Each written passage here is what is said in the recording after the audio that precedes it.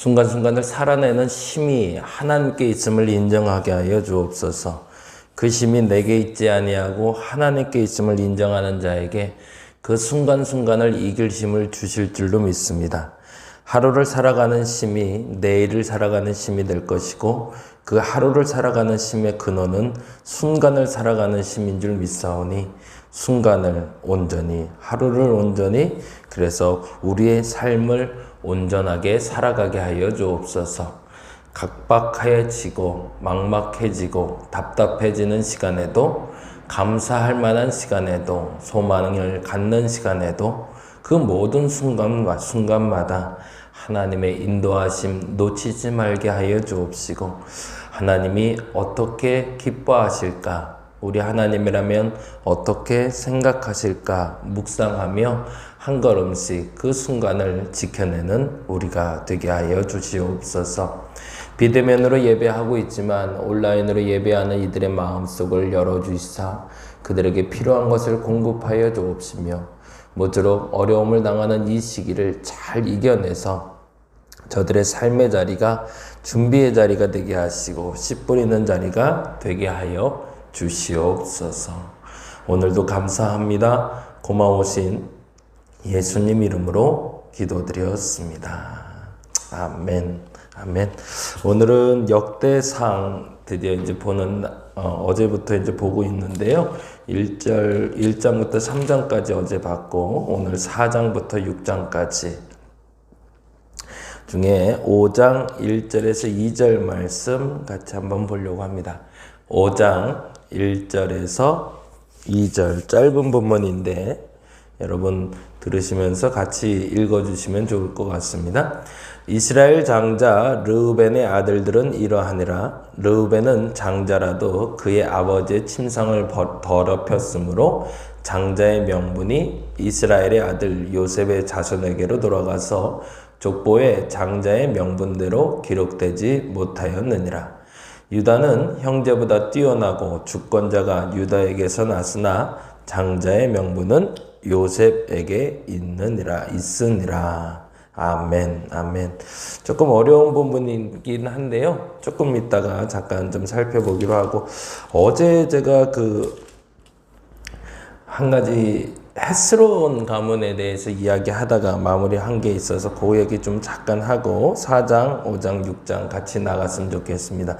먼저 2장 잠깐 다시 한번 가볼까요? 2장에 가면 유다의 아들들 이야기를 나오면서 유다에게서 나온 아이들에 대한 이런 설명이 나오죠. 2장 3절입니다. 유다의 아들은 에르와 오난과 셀라니, 거기다가 동그라미 좀 해놓죠. 에르, 오난, 셀라. 우리가 너무나 잘 아는 대로 유다가 12 형제와 함께 있다가 요셉이 팔려가는 장면을 보면서 유다가 어디로 내려가죠? 친구를 따라 내려가서 거기서 새롭게 가정을 꾸리게 되죠. 그래서 성경학자들 이야기는 이때 이 12 형제들 가운데 요셉을 팔려가는 모습을 보고 실망한 유다가 집을 떠나 가출한 것으로 설명을 합니다. 그리고 꽤 오랜 시간을 보내고 온 것 같아요. 아이가 셋이나 생겼고, 그리고 그 사이에 여러 가지 사건, 사고가 있었던 걸 보면 아마도 시간은 조금 흘러갔던 것 같은데, 중요한 것은 에르와 오난과 셀라가 어떤 잘못을 했는지 몰라도 사실은 3절에 이렇게 기록되어 있죠. 이 세 사람은 가나안 사람 수아의 딸이 유다에게 낳아준 자요, 유다의 맏아들 에르는 여호와 보시기에 악하였으므로 여호와께서 죽이셨다라고 되어 있어요. 어떤 죄를 지었는지는 구체적으로 설명은 되어 있지 않지만 그렇게 해서 그의 세 자녀가 모두 안타깝지만 세상을 떠나게 되죠. 그리고 나서 이제 다말이라는 며느리가 생기게 됐는데, 이 다말이라는 며느리에게 유다가 약속한 걸 지키질 않죠. 그래서 그 지키지 않은 약속 때문에 새롭게 유다에게 기회가 찾아오게 된 거죠. 그 부분에 대해서 우리가 다시 한번 점검을 좀 할 필요가 있는데, 유다에게 새로운 기회를 주신 하나님으로 읽어도 될 것 같고요. 다말을 통해서 역사하시는 하나님으로 읽어도 될 것 같아요. 다시요. 유다에게 새로운 기회를 주시는 하나님, 다말을 통해서 새로운 역사를 쓰시는 하나님. 어떤 관점에서 보냐에 따라서 물론 달라질 수는 있겠지만 중요한 것은 이 유다라는 한 사람에게 하나님은 기회를 주셨고 그 기회를 유다는 놓치지 않았고 다말은 새로운 역사를 쓸 수 있는 준비가 된 여인이었고 그 여인이 하나님의 일을 시작했더라. 이렇게 보시면 좋을 것 같아요. 그래서 베레스와 세레를 낳았는데 그 5절에 보니 베레스의 아들은 헤스론과 하몰이라고 되어 있죠. 이 헤스론이라는 사람의 동그라미를 좀 해놓을게요. 5절에 헤스론. 그리고 이제 쫓아가 봅니다. 그리고 나서 9절에 헤스론이라는 사람이 다시 한번 등장을 하는데 9절 읽어봅니다. 헤스론이 낳은 아들은 여라무엘과 람과 글루베라라고 되어 있잖아요. 여라무엘, 람, 글루베라. 어저께 제가 헷갈린 게 25절 있다가 헷갈렸는데 25절에 보니 이렇게 있잖아요. 헤스론의 맏아들 여라무엘의 아들은 맏아들 람과 이렇게 해서 람이 또 나와서 갑자기 좀 당황을 했는데 이게 조금 다른 사람이다라는 거였죠. 일단 중요한 건 여라무엘이 첫째 아들이었고 람이 둘째 아들이고 글루베가 셋째 아들인데 이 글루베의 또 다른 이름이 갈렙입니다. 그래서 조금 이름 때문에 자꾸 헷갈려요. 비슷한 이름들이 자꾸 나와서. 지금 말하는 요지를 얘기하려다가 이름 때문에 자꾸 헷갈려서 놓쳐버렸는데 일단 그렇게만 정리해 놓으시죠. 헤스론의 낳은 아들은 여라무엘, 람, 글루베 셋인데 글루베의 또 다른 이름은 갈렙이더라. 여기까지만 좀 해놓을게요. 그리고 나서 쭉 같이 한번 보시면 좋을 것 같아요. 그래서 다음에 봐야 될 인물로 나오는 게 11절 말씀인데 11절에 보니 나선은 살마를 낳고 살마는 보아스를 낳고 보아스는 오벳을 낳고 오벳은 이새를 낳고 그 다음에 이새의 맏아들 쭉 나와서 15절에 여섯째로 오셉과 일곱째로 다윗을 낳았다라고 하면서 다윗이 누군지를 설명하려고 지금 이 인물인 헤스론이 나왔다라고 첫 번째 기억해 달라고 요청을 드렸죠. 어저께. 그리고 두 번째로는 헤스론의 아들이라 명명된 18절의 인물입니다. 아까 말했던 글루베라는 인물인데 헤스론의 아들 갈렙이라고 하면서 시작이 돼요. 그러면서 그의 일대기를 쭉 설명하는데 그 설명 중에 중요한 인물인 20절 인물이 나온다고 그랬죠. 그래서 훌은 우리를 낳고 우리는 부살레를 낳았더라. 유다의 자손 중에서 하나님 앞에 이들이 인정받고 사랑받았던 이유는 사실은 이 다윗이라는 사람과 부살렐이라는 사람이 있기 때문이었음을 증명해내고 싶은 게 역대상 유다의 자손을 이야기하는 중심축이 됩니다. 그래서 끊임없이 이 헤스론 가문에 대해서 쭉 설명을 지금 하고 있어요. 실질적으로 유다 가문이긴 하지만 이 헤스론 가문을 쭉 설명하면서 다윗과 그리고 부살렐을 중심으로 이스라엘의 유다 왕궁이 형성이 됐는데 그 유다 왕궁에는 왕궁을 만든 그리고 왕정을 만든 다윗이라는 자가 있었고 정치적으로 그리고 경제적인 지도자였다면 종교적으로는 부살렐과 같은 뛰어난 인물이 있어서 하나님의 성소를 지어갔더라라고 표현하고 싶었던 거죠. 그러면 역대상에서 주장하고 싶었던 매우 중요한 전제 조건은 뭘까요? 맞습니다.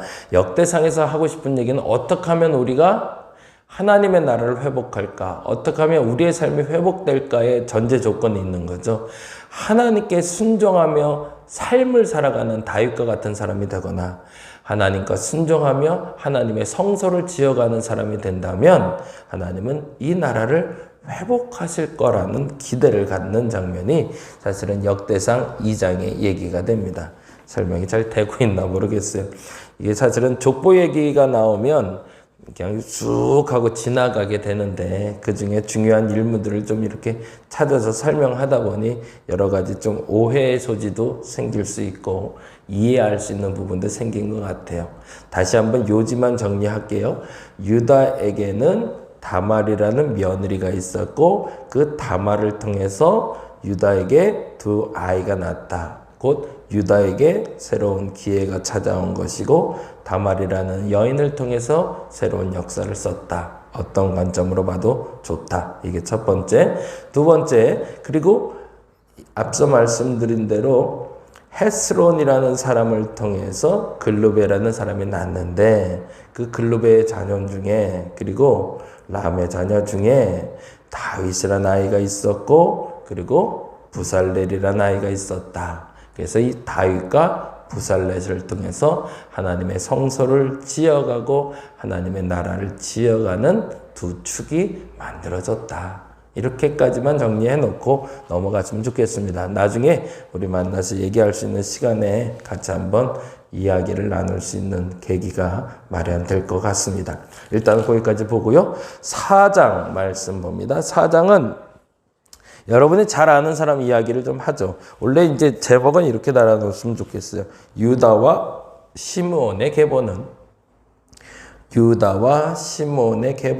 이렇게 해놓으시면 좋을 것 같고요. 유다의 마지막 남은 뭐라고 그럴까요? 남은 자손들, 다른 족보들에 대해서 계속 설명을 하고 있습니다. 다윗과 연관된, 부살레가 연관된 족보 말고 나머지 족보들도 이렇게 진행되고 있더라 라는 설명을 하고 있는데 그 중에 또 하나 이제 우리가 너무나 잘 아는 야베스라는 사람이 나와요. 그러니까 이 유다 족속 중에서 참 독특한 사람이 많았던 것 같아요. 그만큼 유다 지파가 인정받을 수 있었던 건 그때 당시에 하나님이 주신 기회를 놓치지 않은 사람들이 많았더라. 이렇게 보시면 훨씬 더 좋을 것 같아요. 아까 기도하면서도 말씀드렸지만 순간순간 하나님은 우리에게 은혜를 주십니다. 근데 그 순간순간 주시는 은혜를 놓치며 사는 사람이 있고요. 순간순간 주시는 은혜를 붙잡고 사는 사람이 있는데 그 순간순간 주시는 은혜를 붙잡고 사는 사람은 오늘 하루를 승리할 수 있고 오늘 하루를 승리할 수 있는 사람은 일주일을 그리고 우리의 삶을 승리할 수 있겠죠. 유다의 자손 중에 지금 나온 우리가 잘 아는 야베스라는 사람도 이렇게 돼 있습니다. 9절에서 10절 보니까 이렇게 설명되죠. 야베스는 그의 형제보다 귀중한 자라 그의 어머니가 이름하여 이르되 야베스라 하였으니 그러면서 뜻을 이렇게 설명합니다. 이는 내가 수고로이 낳았다. 거기다 줄을 좀 쳐넣죠. 야베스의 뜻은 내가 수고로이 낳았다. 결국엔 고통의 자녀라는 뜻이죠. 고통의 자녀였다라고 했는데 10절에 보니 이렇게 되어 있습니다. 야베스가 이스라엘 하나님께 아뢰어 이르되 주께서 내게 복을 주시려거든 나의 지역을 넓히시고 주의 손을 나를 도우사 나로 환난을 벗어나 내게 근심이 없게 하옵소서 하였더니 그렇게 그리고 나서 이렇게 기록됩니다. 하나님이 그가 구하는 것을 허락하셨더라. 그러면서 순간 그에게 찾아온 기회를 놓치지 않고 하나님을 붙잡아 하나님이 그의 구하는 것을 허락하게 만들었던 사람 야베스. 그 또한 유다의 자손이었다. 사실은 그래서 어떤 학자들은 그렇게 얘기를 해요. 4장 9절에서 10절이 우리가 그 굉장히 유명한 책으로만 알고 있긴 한데 역대사항의 주제가 되는 본문이라고도 심지어 얘기하기도 합니다. 왜냐하면 고난 중에 종말과 같은 포로기를 마무리하고 온 이들에게 이러한 똑같은 기도가 응답되고 있다는 걸 보여주기 위한 표면적인 본문이라는 거죠. 그들이 고통 중에 잉태하고 고통 중에 출산된 것처럼 포로기의 노예로 잡혀가 종으로 잡혀가 살았던 그들에게 하나님께 아뢰면 그들의 지역을 넓히시고 그들을 도우사 환난에서 벗어나 근심을 없게 하실 것이다 라고 고백하게 만드는 것이 바로 역대상이다. 역시 또 하나의 힌트가 되죠. 역대상을 볼 때는 뭘 찾으라고 했죠? 우리가 어떻게 망했을까가 아니라 어떻게 하면 회복할 수 있을까를 설명하는 책이니까.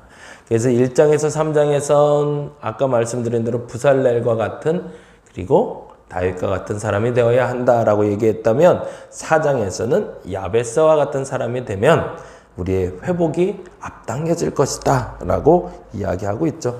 그리고 시몬 자손에 대한 이야기가 4장에 기록되고 있습니다. 아쉽지만 다른 지파에 대한 이야기는 그렇게 깊게 다룰 만한 이야기가 많진 않아요. 물론 이제 꼼꼼히 살펴보게 되면 재미난 이야기들이 숨겨 있긴 한데 그런 부분들은 나중에 한번 살펴보기로 하고요. 5장은 르우벤, 갓, 므낫세 반지파의 계보는 이렇게 해놓으시면 좋겠어요. 5장은 르우벤, 갓, 므낫세 반지파의 계보는, 그래서 5장 1절에서 2절은 조금 이따가 좀 살펴볼 거고요. 힌트로 드리는 건 르우벤과 갓과 므낫세 반지파의 계보가 기록된 5장은 사실은 북이스라엘의 계보다 이렇게 해놓으시면 좋을 것 같아요. 북이스라엘 내에서 이러한 계보가 형성되고 있었다라고. 이게 사라진 역사가 아니라 존재하는 사람들이었다라고 역사가인 에스라는 설명하고 싶었던 거고요. 6장은 레위의 계보는 하면서 장황하게 쫙 설명하게, 아마도 이 에스라도 레위 지파이기 때문에 이것의 기록이 더 잘 돼 있지 않았을까 생각이 드는데, 아무튼 레위의 가계를 설명하면서 레위 지파의 역할들에 대해서 충실하게 설명하려고 애쓰고 있는 장면을 6장을 통해서 만나게 됩니다. 그래서 레위의 계보는 해놓고서 이렇게 한번 쭉 찾아보시면 좋을 것 같고요. 오늘은 요 5장 1절에서 2절 얘기 잠깐 하고 마무리하려고 합니다. 5장 1절 한번 돌아가 볼까요? 읽겠습니다. 이스라엘의 장자 르우벤의 아들들은 이러하니라 라고 되어 있어요. 그런데 그리고 나서 바로 아들들의 이름이 기록된 것이 아니라 가로가 되어 있는데 가로에 이렇게 써 있죠. 사실은 이 부분은 빼도 된다라고 얘기한 것도 있고 삽입 본문이다 라는 말도 있고, 근데 원래 본문에는 적혀 있어서 지금 우리가 읽게 됩니다. 원래는 이렇게 읽어야 되는 거죠.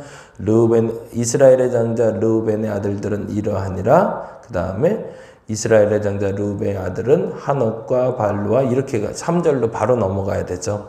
그런데 사람들에게 의구심이 생긴 거죠. 르우벤이 이스라엘의 장자였는데 무슨 질문일까요? 왜 이스라엘은 망했을까? 왜 이스라엘은 유다부터 먼저 망해서 아예 나라가 사라졌을까? 돌아온 이스라엘 백성들, 포로기에 돌아온 백성들은 이스라엘 백성들이 아니라 유다 백성들이었거든요. 북이스라엘에 멸망한 사람들이 그 자리로 돌아온 것이 아니라 남유다의 포로로 잡혀가신 사람들이 돌아오게 되니 그들에게 설명할 필요가 있었던 겁니다. 뭘 설명해야 될까요? 북이스라엘도 우리나라였다라고. 우리가 삼국시대를 얘기하면서 고구려, 백제, 신라를 얘기하면서 지금 그 동북궁정이라고 그러나요? 중국에서는 고구려 역사를 자신들의 속궁 역사로 읽어내려고 들잖아요. 그리고 일본 같은 경우에는 우리나라 백제가 자신들의 속국이라고 이야기하려고 들고요. 근데 우리는 계속 정체성을 얘기하죠. 백제도 우리나라였고 고구려도 우리나라였고 심지어는 부여도 우리나라였다라고 우리는 이야기하고 주장하고 있습니다. 그 얘기는 뭘까요? 지금 이미 사라지고 없는 나라지만 그 나라 역시 우리의 정통성을 가진 나라였다라고 설명해내고 있는 거죠. 마찬가지로 이스라엘의 북이스라엘이라는 나라 자체가 과연 존재했을까 싶을 정도로 전멸했는데, 그렇다면 북이스라엘은 어떤 나라일까를 설명하기 위해서 르우벤을 설명할 수밖에 없었던 겁니다. 왜냐하면 그들이 점령했던 장소이기 때문이죠. 그래서 르우벤과 갓과 므낫세 반지파 요단 동쪽으로 들어갔던 사람들이기도 했지만 그들로 말미암아 형성된, 더 정확히 말하면 야곱의 장자인 르우벤은 어떻게 됐는가를 설명해야 되는 거죠. 그래서 이스라엘의 장자 르우벤이 있었다라고 먼저 정의를 내려주고, 그러나 그들이 멸망할 수밖에 없었던 이유는 다음과 같다라고 얘기하는 거죠. 그게 르우벤은 장자라도 그의 아버지의 침상을 더럽혔으므로 장자의 명분이 이스라엘의 아들 요셉의 자손에게로 돌아가서 족보에 장자의 명복대로 기록되지 못하였느니라. 이게 여긴 두 가지 해석이 돼요. 역사적인 여러분이 잘 알고 있는 창세기에 이야기되는 아버지 침상, 말 그대로 서모인 빌하하고의 간통, 그 사건에 대한 역사적 기록일 수도 있고요. 그리고 또 하나는 우상 숭배를 말하고 있는 거죠. 그들이 멸망할 수밖에 없었고 장자권을 뺏길 수밖에 없었던 건 그들의 우상 숭배, 아버지의 침상을 더럽힌 것, 그것이었다라고 설명하고요. 그럼에도 불구하고 그들의 정통성은 끝난 것이 아니라 요셉에게로 흘러가 요셉이 장자의 명분을 감당했다라고 말하면서 북이스라엘이 우리에게 존재했던 나라다라고 설명하고 싶은 겁니다. 그런데 그럼에도 불구하고 유다가 하나님 앞에 인정받을 수 있었다라고 얘기하면서 주권자가 유다에게 났다는 2절의 말을 설명하고 있죠. 그러면 5장 1절에서 2절에서 우리는 뭐를 설명받아야 될까요? 첫 번째는 육적인 장자의 의미보다 영적인 장자의 의미가 더 중요하다라는 거죠. 성경의 모든 대다수의 이야기들은 영적인 장자들에 대한 이야기지 육적인 장자들에 대한 이야기가 아니잖아요. 항상 성경을 읽을 때 장자의 명분 계속 주장하지만 결국엔 장자가 그 역할을 감당하는 경우가 많지 않죠. 에서과 야곱도 마찬가지였고요. 그리고 12지파도 마찬가지였고요. 우리가 잘 아는 대로 그 장자의 명분을 잘 지켜낸 사람이 그리 많지 않습니다. 중요한 것은 이 장자가 그건 뭘까를 다시 한번 묵상하게 하는 본문이 5장 1절에서 2절인 거죠. 우리가 선택받았다라고 말하는 특권 계층이다라고 말하는 말을 없애라는 거죠. 하나님 앞에 특별한 사람은 하나님과 가까운 사람이지 하나님과 가까운 것보다 육적인 것이 중요시 되는 것은 아니다라는 겁니다. 오늘은 그렇게 기도했으면 좋겠습니다. 하나님, 내가 육적인 명분을 가지고 하나님께 나오는 것이 아니라 영적인 명분을 가지고 하나님께 나오게 하옵소서. 그 순간을 온전히 잘 지켜내서 그 영적인 명분을 가지고 영적인 장자로 살아가는 내가 되게 해달라고 기도하는 저와 여러분 되시기를 간절히 바랍니다. 기도하겠습니다. 하나님, 우리에게 주어진 시간, 순간을 살아내며 육적인 명분만을 주장하는 것이 아니라 영적인 명분을 분명히 하여 하나님께 인정받는 사람 되게 하여 주시옵소서. 감사합니다. 고마우신 예수님 이름으로 기도드렸습니다. 다 같이 기도하고 돌아가겠습니다.